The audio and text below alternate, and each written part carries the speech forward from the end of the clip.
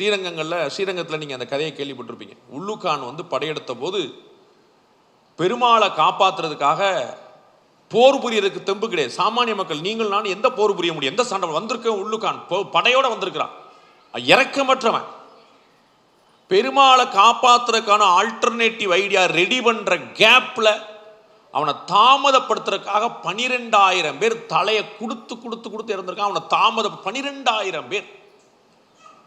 காவிரியில் என்ன ஓடி இருக்கும்? ரத்தம் தானே ஓடி இருக்கும்.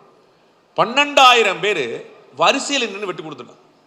பின்னாடி இருக்கிறவனுக்கு பார்த்து தான் இருப்பான், அந்த மாதிரி தலை இப்படி தான் துண்டாக போகுது அப்படின்னு சொல்லி என் தலையை வந்து கொடுக்குறானே. அந்த 2 செகண்ட் என் தலையை வெட்டுறது மூலமா என் பெருமாளை காப்பாற்றுறதுக்கான ஒரு ஏற்பாடு பண்ணிட மாட்டேன்னு நினைச்சிருக்காங்க. அப்படிப்பட்ட தியாகங்கள் இந்த இடத்துல. எவ்வளவு கோயில்கள் அதை அப்படியே விட்டுட்டு அந்த பக்கம் எட்டியே பார்க்க மாட்டோம். நான் உண்டு, என்னுடைய பணம் உண்டு, நான் உண்டு, என்னுடைய பொண்டாட்டி புள்ள உண்டுன்னு இருந்துட்டா பெருமாள் நம்மளை எப்படி காப்பாற்றுவார் நினைக்கும்.